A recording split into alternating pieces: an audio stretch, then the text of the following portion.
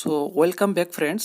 আজিৰ ভিডিঅ'টোত আমি শিকিম ইণ্টাৰনেট ছাৰ্ভিচ প্ৰভাইডাৰ কি হয় বা আপুনি ক'ব পাৰে ISP কি হয়, লগতে মডেম কেনেকৈ কাম কৰে আৰু ডাইল আপ কানেকশ্যনৰ বিষয়ে দুই এষাৰ কথা। সো বলক ভিডিঅ'টো আৰম্ভ কৰোঁ। সো প্ৰথমে হৈছে ইণ্টাৰনেট ছাৰ্ভিচ প্ৰভাইডাৰ, যাক আমি ISP বুলিও কওঁ। সো ISP অথবা ইণ্টাৰনেট ছাৰ্ভিচ প্ৰভাইডাৰ হ'ল এটা ব্যক্তিগত কোম্পানী যিয়ে ইণ্টাৰনেট ব্যৱহাৰ কৰাৰ সুবিধা আগবঢ়ায় বা আমি ক'ব পাৰোঁ যে ব্যৱহাৰ কৰাৰ বাবে ব্যৱস্থা কৰি দিয়ে। যেনেকৈ আমাৰ ওচৰত আছে আপোনাৰ এয়াৰটেল, জিঅ', BSNL, ভোডাফোন ইত্যাদি। ঠিক আছে, এইটো হ'ল এটা কি ইণ্টাৰনেট ছাৰ্ভিচ প্ৰভাইডাৰ হ'ল এটা কোম্পানী। মনত ৰাখিব, এটা ব্যক্তিগত কোম্পানী যিয়ে আমাক ইণ্টাৰনেট ইউজ কৰাৰ কাৰণে বা ব্যৱহাৰ কৰাৰ কাৰণে ব্যৱস্থা কৰি দিয়ে। ঠিক আছে, চ' নেক্সট হৈছে মডেম।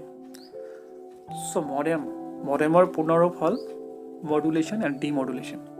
চ' মডেম হৈছে এনেকুৱা এটা ডিভাইচ যিয়ে ডিজিটেল ছিগনেলক এনালগ ছিগনেললৈ আৰু এনালগ ছিগনেলক ডিজিটেল ছিগনেললৈ ৰূপান্তৰ কৰাত সহায় কৰে। বা আমি ক'ব পাৰোঁ যে মডেম হৈছে এটা ছিগনেল সলনি কৰা যন্ত্ৰ। চ' এইটো ভুল নহ'ব। চ' মন কৰকচোন, এই পিকচাৰটোলৈ, এই ছবিটোলৈ মন কৰক। মই ইয়াত আপোনাক এটা বস্তু বুজাই আছোঁ। বস্তুটো হ'ল এনেকুৱা যে মডেমটো একচুৱেলি কেনেকৈ কাম কৰে। চ' ধৰি লওক এইটো এটা কম্পিউটাৰ আছে, এইটো এটা কম্পিউটাৰ আছে, এইপিনো এটা মডেম আছে, এইপিনো এটা মডেম আছে, আৰু এইটো এটা ঘৰত আছে, এইখিনি এটা ঘৰত আছে। ঠিক আছে, চ' এতিয়া ধৰক আপুনি ইয়াৰ পৰা এইপিনে এটা ডেটা পঠাই আছে কম্পিউটাৰ থ্ৰুদি। চ' এই ডেটাটো কম্পিউটাৰ জেনেৰেলি কি হয়, ডিজিটেল থাকে। যেতিয়ালৈকে কম্পিউটাৰত থাকে তেতিয়ালৈকে ডিজিটেল থাকে।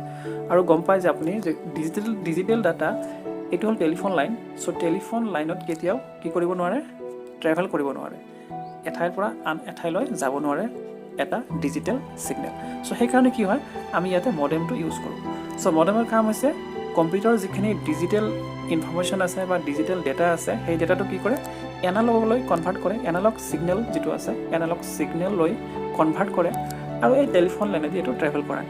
ট্ৰেভেল কৰাৰ পিছত যেতিয়া ডেষ্টিনেশ্যন কম্পিউটাৰ যেতিয়া পাব, সেই ডেষ্টিনেশ্যন কম্পিউটাৰৰ যিটো মডেম থাকে, সেই মডেমটো আকৌ ৰিচিভ কৰিব ডেটাটো, ছিগনেলটো। ৰিচিভ কৰাৰ পিছত কি কৰিব, এনালগ ছিগনেলটো কি কৰিব, ডিজিটেললৈ কনভাৰ্ট কৰিব আৰু আপোনাৰ কম্পিউটাৰত ভিজিবল কৰাব। ঠিক আছে, ঠিক তেনেকৈ আপুনিও যদি ইয়াৰ পৰা ইয়ালৈকে পঠাব খুজিছে তেতিয়াহ'লে কি হ'ব, চ' ডিজিটেল ডাটাটো এই আপোনাৰ মডেমটো কি কৰিব, এনালগলৈ কনভাৰ্ট কৰিব। কনভাৰ্ট কৰাৰ পিছত এই টেলিফোন লাইনেদি আপোনাৰ কি হ'ব, ট্ৰেভেল হ'ব। হোৱাৰ পিছত আকৌ ডেষ্টিনেশ্যনৰ যিটো কম্পিউটাৰ আছে, কম্পিউটাৰত যিটো আপোনাৰ মডেম আছে, মডেমটো কি কৰিব, এনালগটো ডিজিটেললৈ কনভাৰ্ট কৰিব। কনভাৰ্ট কৰাৰ পিছত আপোনাৰ কি হ'ব, ডিজিটেল ডাটাটো এইটো কম্পিউটাৰ কি হ'ব। চ' এনেকৈ এটা মডেম কাম কৰে। চ' আশা কৰোঁ আপুনি বুজি পাইছে মডেম কেনেকৈ কাম কৰে কম্পিউটাৰত। চ' নেক্সট হৈছে ডাইল আপ কানেকশ্যন। চ' আমি জানো যে বহুতো ধৰণে আমি ইণ্টাৰনেটৰ লগত সংযোগ হ'ব পাৰোঁ। আজিকালি বহুতো নতুন নতুন টেকন'লজি ওলাইছে, যিটোত আমি বহুত কম ডিভাইচ ইউজ কৰি কিনে ইণ্টাৰনেটৰ লগত সংযোগ হ'ব পাৰোঁ। কিন্তু আগৰ দিনত কি আছিলে, এইবোৰ আছিলে এটা এটা পদ্ধতি। ইণ্টাৰনেট ল'ব লগা হ'লে আপোনাৰ প্ৰথমে আগত কি আছিলে, ডাইল আপ কানেকশ্যন আছিলে। চ' সেইকাৰণে কোৱা যায় যে ইণ্টাৰনেটৰ লগত সংযোগ কৰিব পৰা এইটো এটা পদ্ধতি আছিলে। চ' ডাইল আপ কানেকশ্যন হৈছে এবিধ তেনেধৰণৰ কানেকশ্যন পদ্ধতি যাৰ জৰিয়তে আমি ইণ্টাৰনেট সংযোগ কৰিব পাৰিছিলোঁ। চ' আপুনি যদি ডাইল আপ কানেকশ্যন ল'ব খুজিছে তেতিয়াহ'লে আপোনাৰ কি লাগিব, এটা টেলিফোন কানেকশ্যন লাগিব, আপোনাৰ এটা মডেম লাগিব, আৰু কি লাগিব, এটা কম্পিউটাৰ লাগিব। তেতিয়াহে আপুনি কি কৰিব পাৰিব, ইণ্টাৰনেটৰ লগত সংযোগ হ'ব পাৰিব। আৰু এটা কথা ইয়াতে যিটো ডিছএডভান্টেজ বুলি কোৱা হয়, এইটো এডভান্টেজটো হ'ল এনেকুৱা যে ছাপ'জ আপুনি ডাইল আপ কানেকশ্যন ল'লে, আপোনাৰ প্ৰথমটো কথা হৈছে যে আপোনাৰ এটা টেলিফোন লাইন হ'ব লাগিব, মানে এটা টেলিফোন কানেকশ্যন থাকিব লাগিব। চ' কানেকশ্যনৰ ওপৰত ভিত্তি কৰি কি কৰিব, আপোনাক মডেম দিব এটা। সেই মডেমটোৰ জৰিয়তে আপুনি কি কৰিব, কম্পিউটাৰত আপোনাৰ ইণ্টাৰনেট কানেকশ্যন আপুনি পাব। চ' কথাটো ইয়াতে হ'ল যে ছাপ'জ আপুনি কম্পিউটাৰত কিবা কাম কৰি আছে, ঠিক আছে, বা আপুনি কম্পিউটাৰত ইণ্টাৰনেট ইউজ কৰি আছে, তেতিয়া আপুনি কি কৰিব পাৰিব, আপুনি ডাইল কৰিব নোৱাৰে, মানে ফোন কৰিব নোৱাৰে সেইটো লাইনেদি। যেতিয়া আপুনি ফোন কৰিব তেতিয়া আপুনি ইণ্টাৰনেট কৰিব নোৱাৰে। চ' এইটো এটা ডাঙৰ সমস্যা বুলি ক'ব পাৰি, কিন্তু তথাপিতো তেনেকুৱা ধৰণৰ কোনো চলিউশ্যন নাছিল, কাৰণে মানুহে ডাইল আপ কানেকশ্যনো লৈ কিনে ইণ্টাৰনেট ইউজ কৰিছিলে।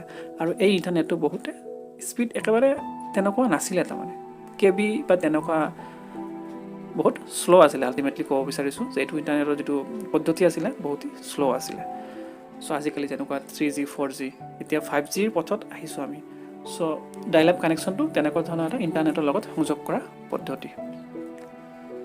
চ' বন্ধুসকল, ভিডিঅ'টো যদি ভাল লাগিছে নিশ্চয় লাইক এটা কৰি দিব, লগতে নিজৰ বন্ধুবোৰৰ সৈতে হোৱাটছএপ বা ফেচবুক গ্ৰুপত শ্বেয়াৰ কৰিব, আৰু যদি চেনেলটোত আপুনি নতুন হয় নিশ্চয় চেনেলটো ছাবস্ক্ৰাইব কৰিব, লগতে বেল বটনটো প্ৰেছ কৰি দিব আমাৰ নতুন আপডেটেড ভিডিঅ'ৰ ন'টিফিকেশ্যনছ আগতীয়াকৈ পোৱাৰ কাৰণে। চ' ধন্যবাদ।